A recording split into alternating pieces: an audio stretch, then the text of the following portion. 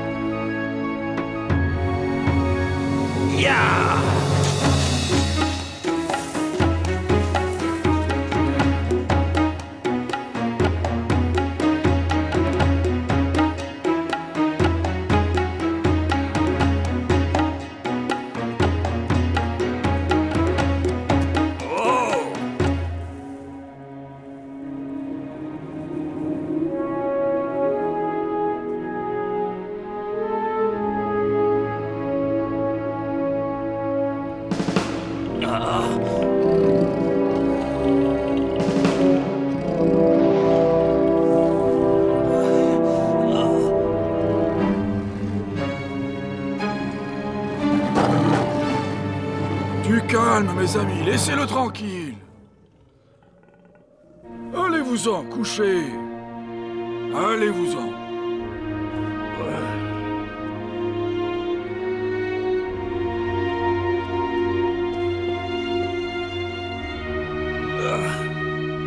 Que la paix soit avec toi, mon frère. Enfin, j'y suis arrivé. Nous t'avons vu venir au loin. Dis-moi, as-tu suivi la route tracée par les étoiles pour nous retrouver? Oui, j'ai attendu de longues années avant de l'apercevoir. Et puis, je l'ai suivi. Cela fait plusieurs mois que je suis à votre recherche. Viens, suis-moi, mon frère.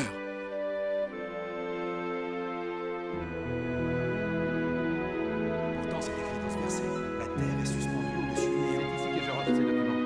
Je suis certain que nous arriverons à le prouver. Ces croyances ne sont pas fondées. De toute façon, je ne prendrai aucun risque si j'étais toi.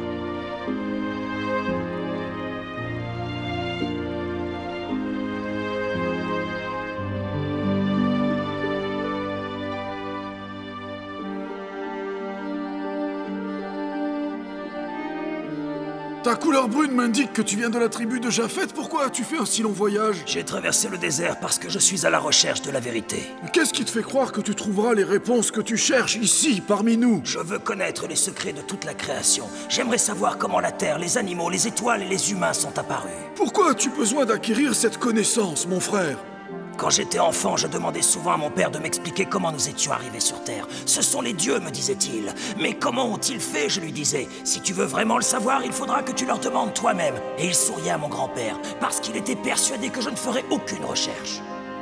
Mais ça ne t'a pas arrêté et tu es allé interroger les dieux, n'est-ce pas? Oui, en effet, c'est ce que j'ai fait. Dès que j'ai été assez grand, je suis allé de temple en temple. J'ai traversé tout le pays en espérant enfin trouver des réponses. Mais ces dieux ne pouvaient pas me parler. C'étaient des dieux de pierre. Et une statue ne parle pas. J'ai fait une longue route pour venir jusqu'à toi, te demander le secret de l'origine de la vie. Je recherche la vérité depuis des années. S'il te plaît, réponds-moi. Ils sont tous restés muets, mais une pierre ne parle pas.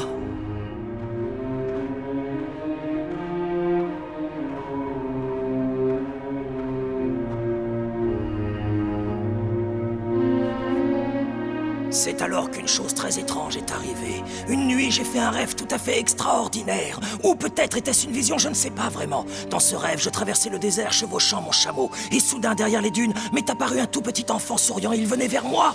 Et sa peau était aussi sombre que la mienne. Et il grandissait à mesure qu'il se rapprochait de moi.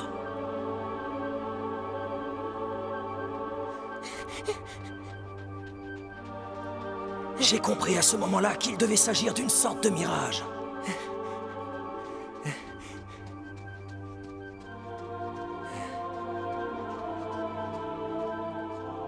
Si tu veux connaître la vérité, tu dois retrouver le livre sacré. Lui seul te parlera de l'origine de la vie. Mais de quel livre me parles-tu? On ne m'a jamais parlé d'un livre sacré qui dit la vérité. Le livre de la création, n'est-ce donc pas ce que tu recherches? Oui, en effet, c'est ma raison de vivre. C'est ce que je souhaite par-dessus tout. Mais comment puis-je retrouver ce livre? Prends ce parchemin. Il contient la carte d'une montagne. Là, tu trouveras le livre. Contemple la voûte céleste à la tombée de la nuit. Quand une étoile que tu ne connais pas apparaîtra vers l'est, suis-la. Elle te conduira jusqu'à cette montagne. Là, tu trouveras le livre qui contient le secret de l'origine de l'univers, de la naissance des étoiles, des animaux et de toute créature vivante.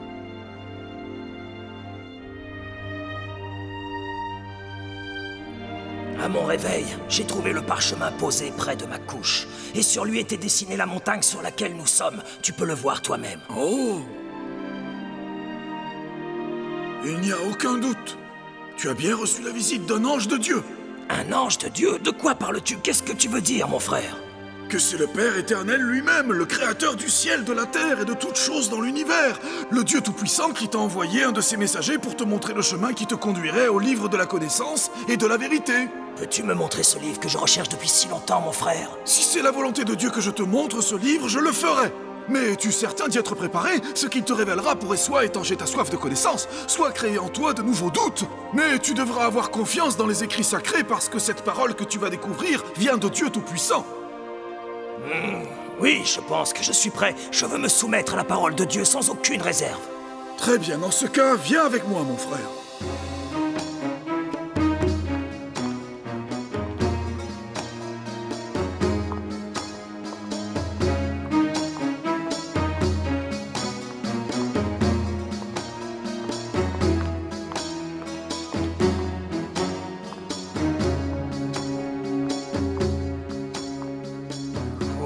Je n'ai pas appris à lire dans cette langue. Que dois-je faire? Ne t'inquiète pas, mon ami, il n'y a pas de problème. Je peux t'aider et le lire pour toi. Écoute ce que disent les Saintes Écritures. Au commencement, Dieu créa les cieux et la terre. La terre était informe et déserte, et il y avait des ténèbres partout à sa surface. L'Esprit de Dieu se déplaçait au-dessus des eaux.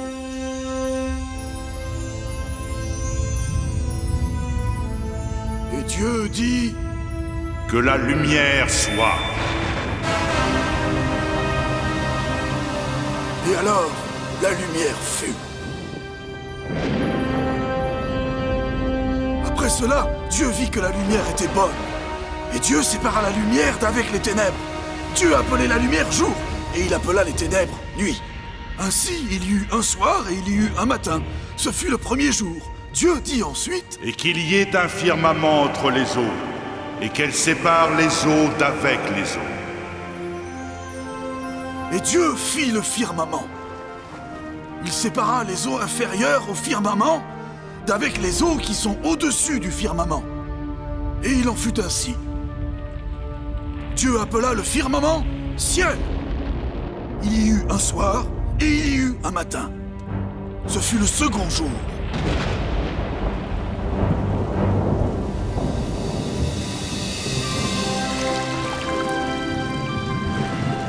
Dieu dit Que les eaux qui sont au-dessous du ciel se rassemblent en un seul lieu, et que la terre ferme apparaisse. et il en fut ainsi. Dieu appela la terre ferme le continent, et il appela les eaux mer. Dieu vit que cela était bon. Puis il dit Que la terre se couvre de la verdure, de l'herbe portant de la semence, des arbres fruitiers donnant du fruit selon leur espèce, et ayant en eux leur semence sur la terre.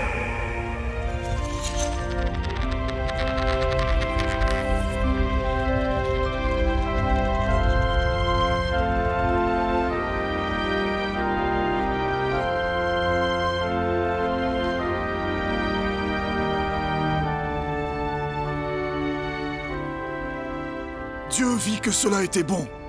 Il y eut un soir et il y eut un matin. Ce fut le troisième jour. Dieu dit Qu'il y ait des luminaires dans le firmament pour séparer le jour de la nuit. Que ce soit des signes pour marquer les époques, les jours et les années, et qu'ils servent de luminaires dans le firmament pour éclairer la terre. Et il en fut ainsi. Dieu fit les deux grandes sources de lumière. La plus grande pour présider au jour, la plus petite pour présider à la nuit. Il fit aussi les étoiles. Dieu les plaça dans le firmament pour éclairer la terre et pour séparer la lumière d'avec les ténèbres. Dieu vit que cela était bon. Il y eut un soir et il y eut un matin. Ce fut le quatrième jour. Dieu dit Que les eaux produisent en abondance des animaux vivants, et que des oiseaux volent sur la terre vers l'étendue du ciel.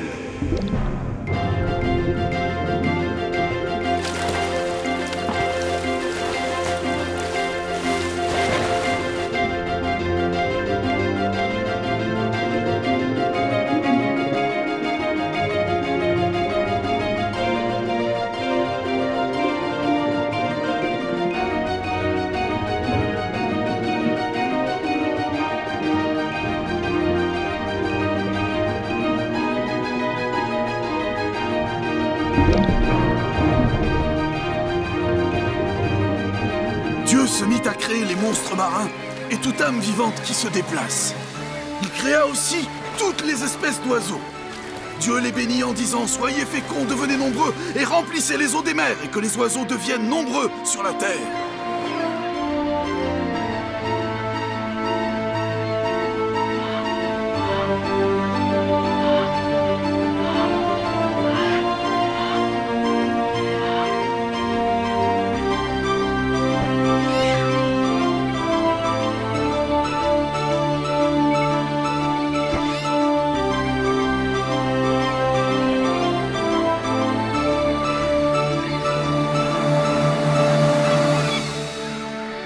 Dieu vit que cela était bon.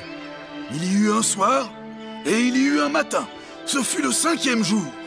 Dieu dit Que la terre produise des animaux vivants selon leur espèce, du bétail, des reptiles et des animaux terrestres selon leur espèce.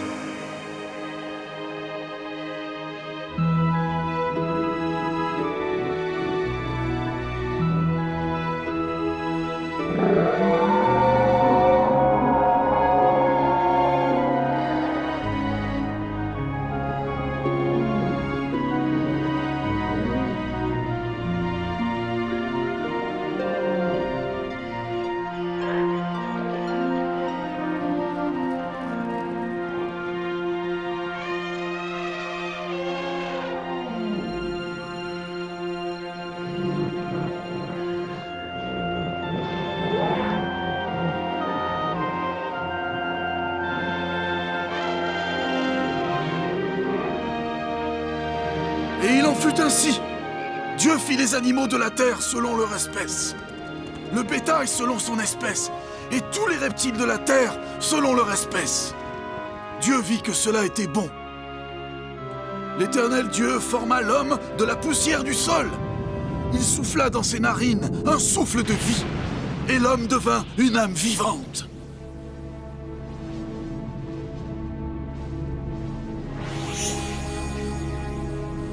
Puis Dieu dit... Faisons l'homme à notre image, selon notre ressemblance. Et qu'il tienne dans la soumission les poissons de la mer et les créatures volantes des cieux, et les animaux domestiques et toute la terre, et tout animal qui se meut sur la terre.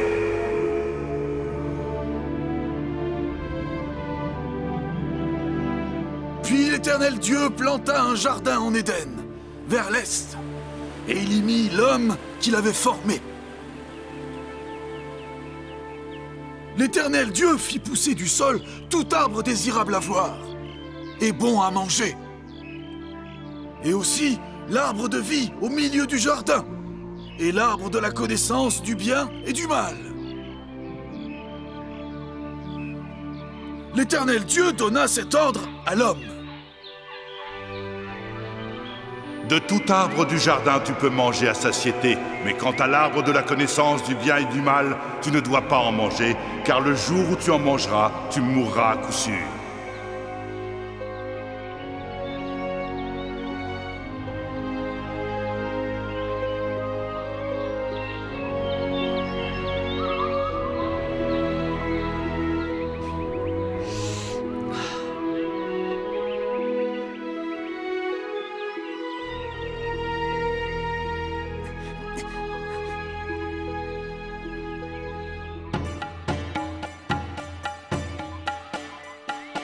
L'Éternel Dieu dit... Il n'est pas bon que l'homme reste seul. Je vais lui faire une aide qui lui corresponde. Alors, l'Éternel Dieu fit tomber un profond sommeil sur l'homme, et pendant que celui-ci dormait, il prit une de ses côtes et referma la chair. L'Éternel Dieu forma une femme de la côte qu'il avait prise de l'homme, et il l'amena vers l'homme.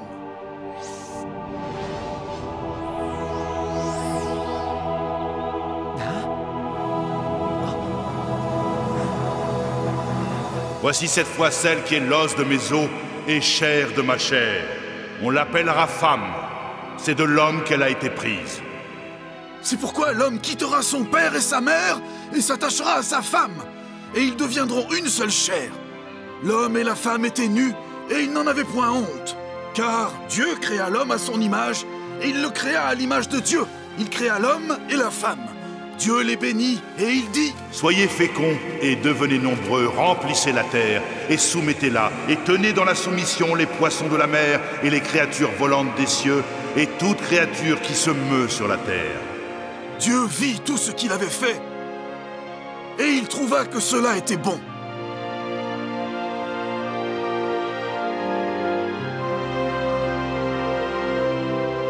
Continue, mon frère, je t'écoute. Il y eut un soir et il y eut un matin. Ce fut le 6e jour. À la fin de celui-ci, Dieu acheva son œuvre, et le 7e jour, il se reposa de tout ce qu'il venait de créer. Dieu bénit ce 7e jour et il le sanctifia, car enfin, il pouvait se reposer de toute sa création.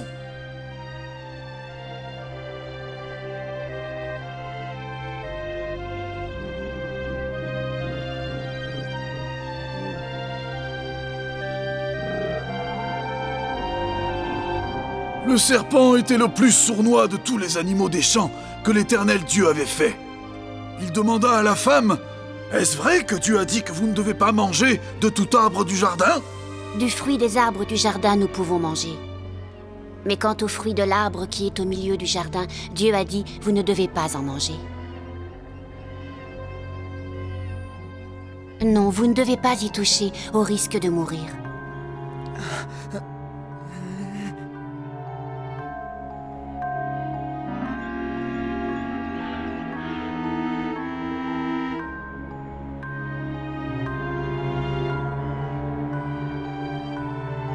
Alors le serpent dit à la femme, Vous ne mourrez pas du tout, car Dieu sait que le jour même où vous en mangerez, vos yeux s'ouvriront et que vous serez comme Dieu, connaissant le bien et le mal. Regarde comme ce fruit est délicieux. Aucun ne lui est comparable dans tout le jardin. Il te donnera la sagesse qui surpasse la connaissance. Tu serais stupide de ne pas en manger. La femme vit que le fruit était bon à manger et agréable à regarder, et qu'il pouvait donner l'intelligence. Elle prit le fruit et en mangea. Elle en donna aussi à son mari qui était auprès d'elle, et il en mangea. Tiens.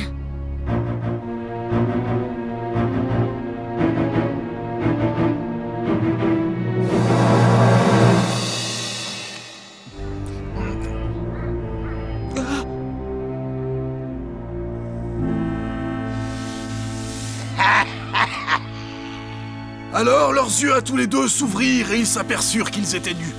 Ils prirent alors des feuilles de figuier pour en faire des pagnes. Plus tard, ils entendirent la voix de l'Éternel Dieu. L'homme et la femme se cachèrent parmi les arbres du jardin. L'Éternel Dieu appela l'homme et lui dit: « Où es-tu » Seigneur, j'ai entendu ta voix dans le jardin et j'ai eu peur parce que je suis nu et je me suis caché, Seigneur. Qui t'a appris que tu es nu? Est-ce que tu as mangé de l'arbre dont je t'avais défendu de manger? La femme que tu as donnée pour être avec moi, elle m'a donné du fruit de l'arbre et ainsi j'ai mangé. Seigneur, c'est de sa faute à elle. Femme, qu'est-ce que tu as fait? Le serpent m'a trompé et j'ai mangé du fruit de l'arbre qui est au milieu du jardin. Serpent, puisque tu as fait cela, tu seras maudit entre tous les animaux domestiques, et tu marcheras sur ton ventre, et tu mangeras de la poussière tous les jours de ta vie. Je mettrai l'hostilité entre toi et la femme, entre ta descendance et sa descendance. Celle-ci t'écrasera la tête, et tu lui blesseras le talon. À toi, femme, j'augmenterai la souffrance de tes grossesses. Tu enfanteras avec douleur. Quant à toi, homme, puisque tu as écouté la voix de ta femme et que tu as mangé de l'arbre au sujet duquel je t'avais donné cet ordre, tu ne dois pas en manger. Maudit est le sol à cause de toi. C'est à force de peine que tu en tireras ta nourriture tous les jours de ta vie. C'est à la sueur de ton visage que tu mangeras du pain jusqu'à ce que tu retournes au sol, car c'est de lui que tu as été tiré. Car tu es poussière et tu retourneras à la poussière.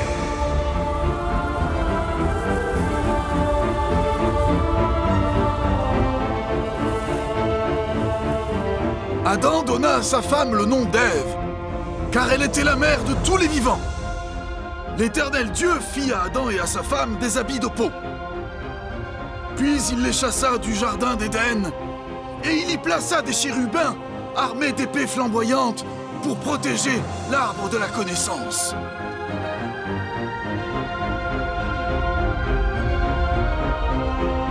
C'est ainsi qu'apparut la vie sur terre.